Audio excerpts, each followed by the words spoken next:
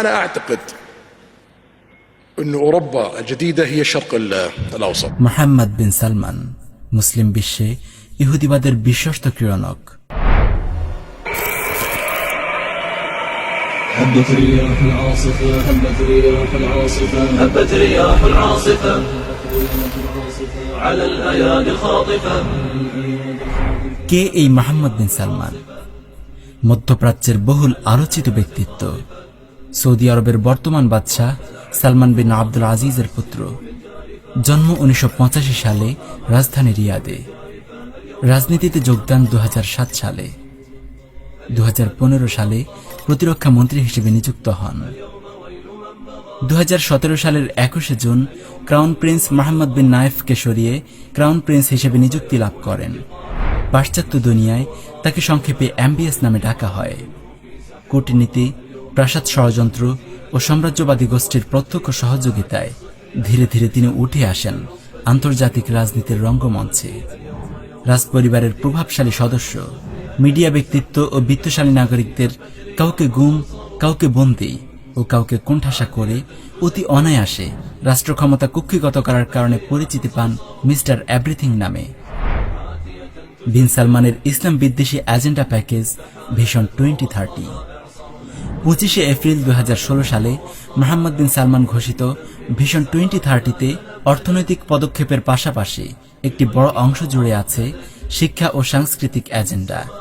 এটি মূলত জাজিরাতুল আরবের সম্ভাবনাময় ভূমি থেকে বিশুদ্ধ ইসলামী ভাবধারা ও সংস্কৃতিকে ঝেঁটিয়ে বিদায় করে সেখানে মডারেট ইসলামের নামে সর্বনাশা ইউরোপীয় বস্তুবাদী শিক্ষা ও ভোগবাদী সংস্কৃতি আমদানির একটি সুপরিকল্পিত নীলনকশা।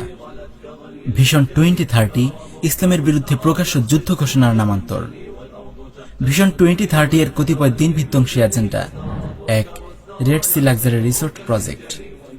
হেজাজ উপকূলের উত্তরাংশে উলমুজ ও আলওয়াজ শহরের মাঝামাঝি এলাকায় তরুণদের বিনোদনের জন্য এক বিশাল বিলাসবহুল বিচ রিসোর্ট নির্মাণের প্রকল্প হাতে নিয়েছে সৌদি কর্তৃপক্ষ। এটি ভিশন 2030-র একটি গুরুত্বপূর্ণ প্রকল্প। 2. বিনোদন সেক্টর। বিনোদনের নামে আরব তরুণদেরকে পাশ্চাত্যের সর্বনাশা অবাধ যৌনাচারের দিকে ঠেলে দিচ্ছে বিন সালমান। 2016 সালের মে মাসে বিনোদন কর্তৃপক্ষ আরব তরুণদের বিনোদনের জন্য $2 মিলিয়ন বিনিয়োগের একটি রাষ্ট্রীয় ফরমান জারি করে।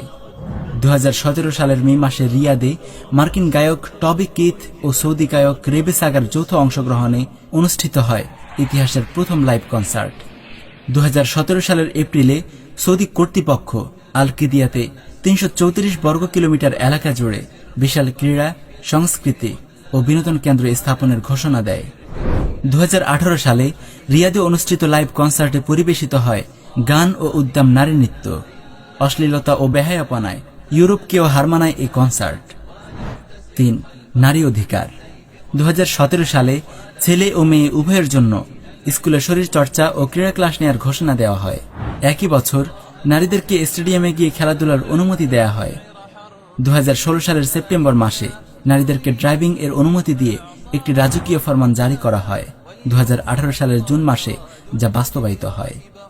সম্প্রতি নারীদের ওপর পুরুষের অভিভাবকত্ব বাতিলের জন্য কাজ করছে বিন সালমান।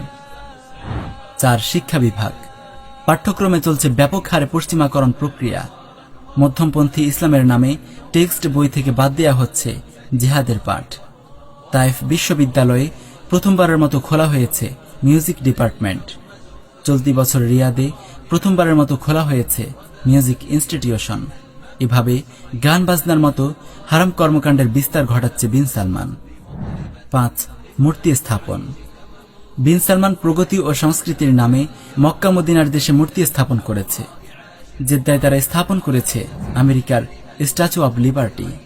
তাওহীদের ভূমিতে মুশরিক হিন্দুদের বিশাল গণেশের মূর্তি রেখে পূজাও করা হয়েছে কিছুদিন পূর্বে। আল্লাহ তাআলা আমাদেরকে হেফাজত করুন। 6. হকপন্থী আলেমদেরকে গুম, খুন ও নির্যাতন। কাফেরদেরকে খুশি করতে গিয়ে বিন সালমান হকপন্থী তাওহীদবাদী ওলামা মাশায়েখদের কাউকে বন্দী করছে, কাউকে গুম করে ফেলছে চিরতরে, কাউকে প্রহসনের বিচারের মাধ্যমে খুন করেছে, কাউকে কারাগারে নির্যাতন করে হত্যা করেছে। বিগত কয়েক বছরের মধ্যে বিন সালমানের মদদে 38 জন আলেমের হত্যার তালিকা সামনে আসে। গোপন খুনের সংখ্যা আরও বেশি। শেখ নাসির আল ফাহাদ, শেখ সুলাইমান আল অলওয়ান, শেখ সালেহ আল মুনাজ্জিদ, শেখ খালিদ আর রশিদ, শেখ সালমান আল আউদাহ সহ শত শত বরেণ্য আলেম ধুকে ধুকে মরছে অন্ধকার কারা প্রকোষ্ঠে। বিন সালমানের মুসলিম গণহত্যা। 2015 সালে প্রতিরক্ষা মন্ত্রী হওয়ার 2 মাস পরেই বিন সালমান মুসলিম দেশ ইয়েমেনে শুরু করে ডিসিসিভ স্টর্ম নামে একটি ধ্বংসাত্মক অপারেশন।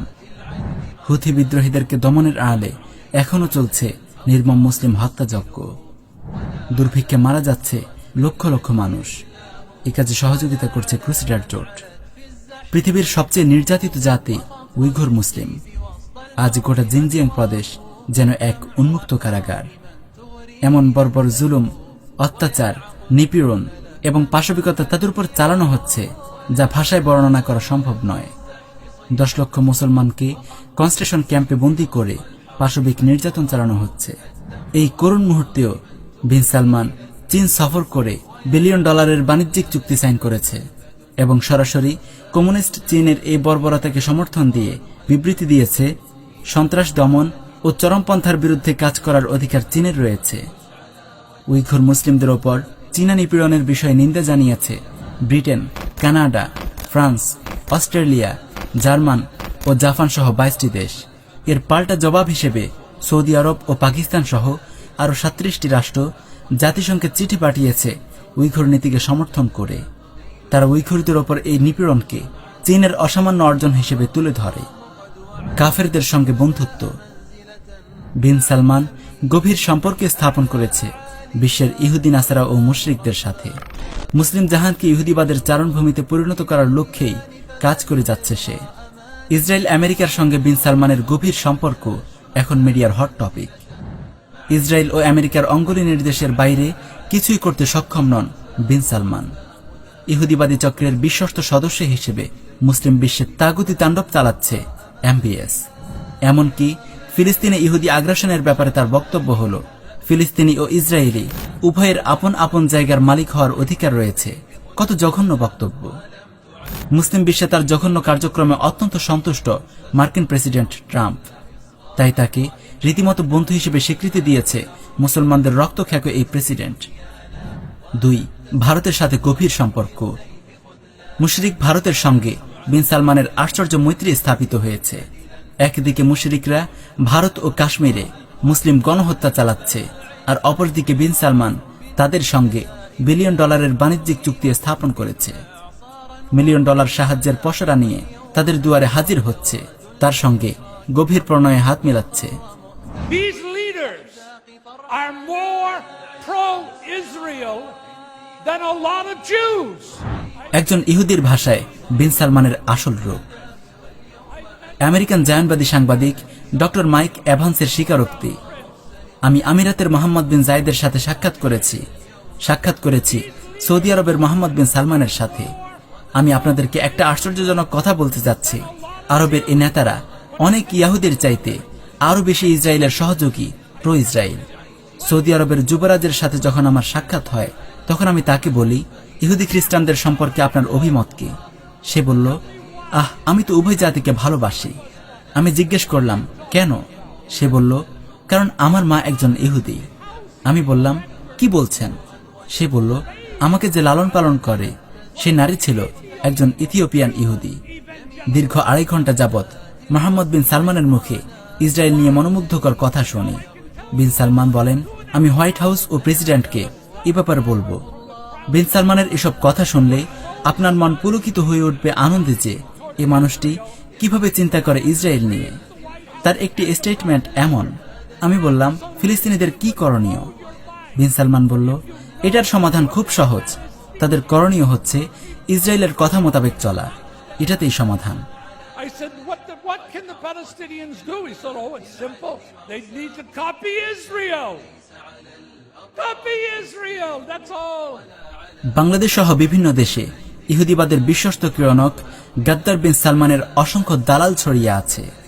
পেট্রোডলার দিয়ে মুসলিম দেশগুলোতে সে এক শ্রেণীর মৌলভী বসে। তাদের কাজ হচ্ছে কেবল শাসক গোষ্ঠীর আনুগত্যের সবক দেয়া, সর্বাবস্থায় তাগুতের গোলামের শিক্ষা প্রচার করা, মুসলিম মিল্লাতের মুক্তির একমাত্র পথ জিহাদ থেকে জনগণকে দূরে রাখা এবং মুজাহিদগণের বিরুদ্ধে ফতোয়াবাজি ও কুৎসা রটনা করা। বিন সালমানের পোষা এই মৌলবীদের থেকে সতর্ক থাকা সকলের দিনই দায়িত্ব।